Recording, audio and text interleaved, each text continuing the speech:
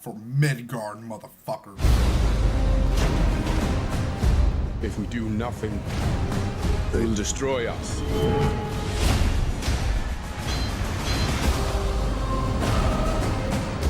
Ask yourself,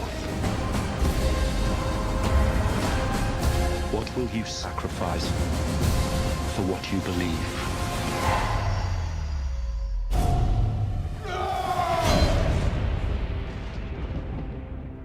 You must be truly desperate to come to me for help.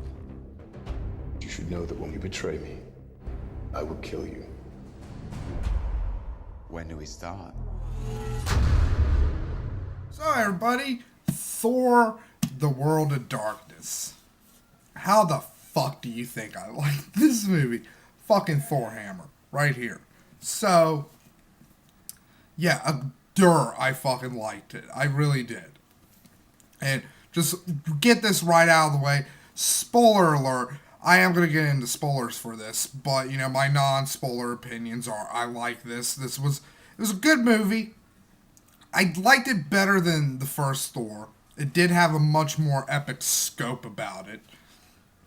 But at the same time, this movie it still has some of the it still has the problems that the Marvel movies have, where there's one act where it's like you can tell they're just spinning their wheels. You know, they're just spinning the wheels because they're like, okay, there's some cool shit coming up, but we got a fucking expository dump fucking here, so fucking cool shit's coming up. Just wait. One of the good things about this movie, it gets all that shit out pretty much fucking right out of the gate, so it's really, unlike in most of the Marvel movies up until this point, where the middle part of the movie's been like the draggy kind of like, ugh, you can just get the fuck on with this shit kind of fucking part. The first act is that. You know, once shit starts getting going, once Natalie Portman is in fucking Asgard and then Loki shows up, the movie's fucking amazing. And fucking man, does Loki hit it out of the park in this movie. I kind of want to get into spoilers right now. But yeah, like fucking overall, great movie. Also stay after the credits because there's 2 after credit scenes. 2. There's one in the middle, one after the credits. Before I get into spoilers, there's something else I wanted to fucking talk about. The fucking Malekith, the villain. He is very one-dimensional. But here's the fucking thing. You kind of have to look at Malekith a lot less. You know, you have to look at him less as a character, right? And more as a fucking plot device.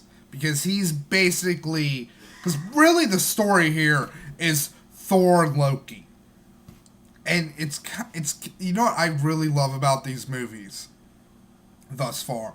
Is they're showing how Loki learns from his past failures. Because, like, okay, he tried to take over Asgard through brute force in the first movie. Didn't fucking work. So he was like, okay... Maybe I didn't have enough guys, so he got more guys, and he tried to take over a weaker fucking planet out of fucking pure spite over his fucking brother, because the woman he loved was on that fucking planet. So he's like, I'm just gonna fucking take over this and be a fucking dick and just blah blah blah, ha ha ha ha.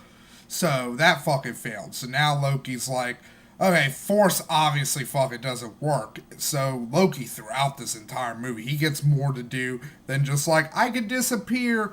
You can't see me. You can't see me. He could do more than that. Like, he does some really fucking awesome shit.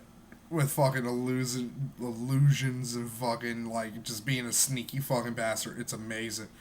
Like a lot of people get a lot of cool. Like, Sif gets some really fucking cool scenes. The Warriors 3 get some really good stuff. Like, once the shit starts picking up, this is a really great fucking movie. Those are my non-spoiler thoughts about fucking Thor. So my spoilery thoughts, holy fucking shit. Loki wins. Loki won, everybody. Loki fucking won. So at the end of the movie, you basically think Loki's dead. Because Loki gets stabbed through he stabs like cursed like the secondary villain of the movie. He looks like the Balrog.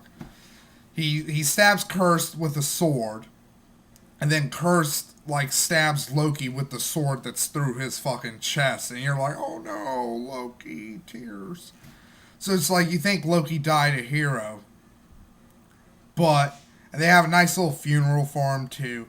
But here's the thing: at the end of the movie, Thor is talking to Odin, and Odin kind of had like the same attitude towards Midgard and humans that Loki did, but he wasn't like as conquery as Loki was. He was like, look, I sent you to Midgard to get Loki and the Tesseracts back because that was our problem. We fucked up. But now that our fucking matters are done there, you need not concern yourself with Midgard any longer.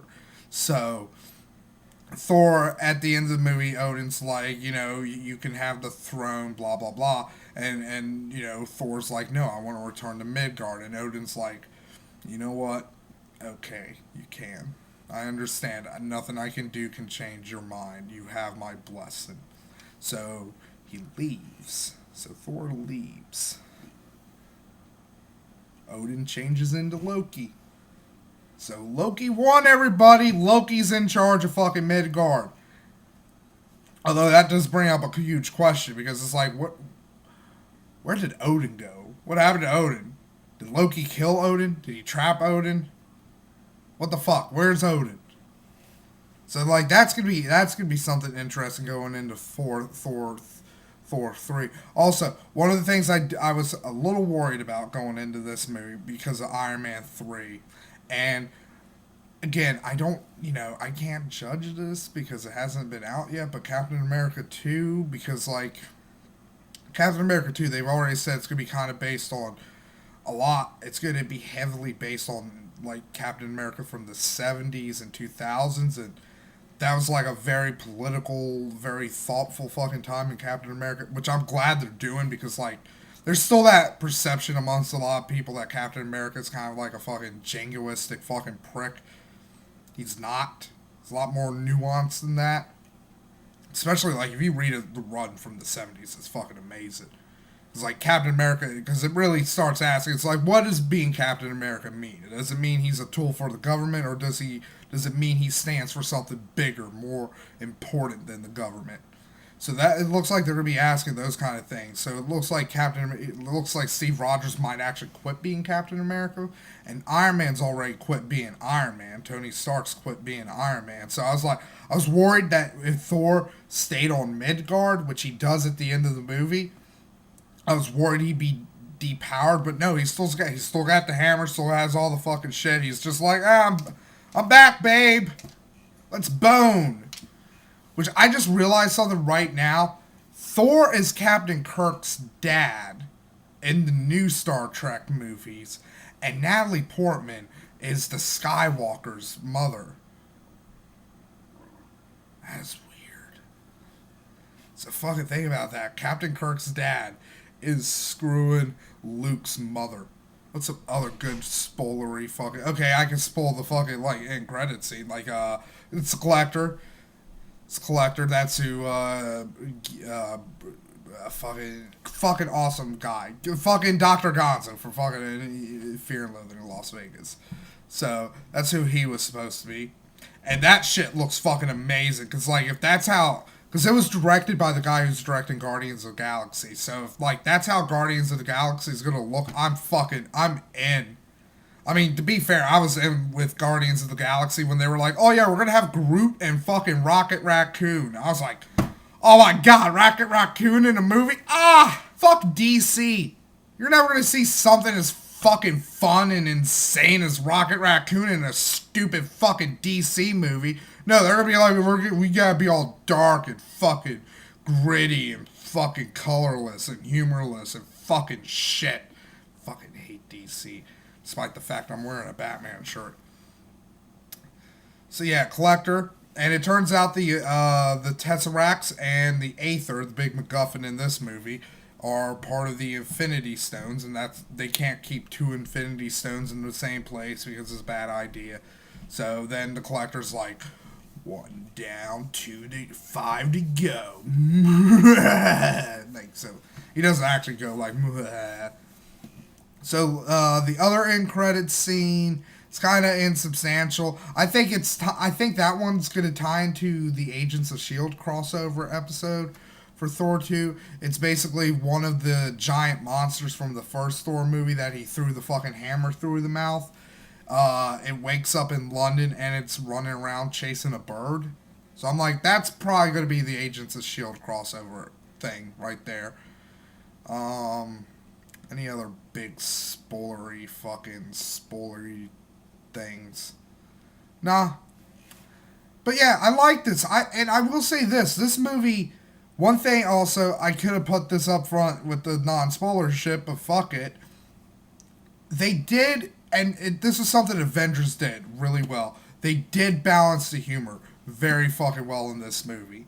I mean, I would actually put this on par with Avengers with how funny it is. It is like the humor scenes work really. There's this great scene where Thor, he's like walking into like this house and he sees he sees like a coat rack and he takes Mjolnir and tries to put it on the fucking coat rack. And it's fucking so hilarious.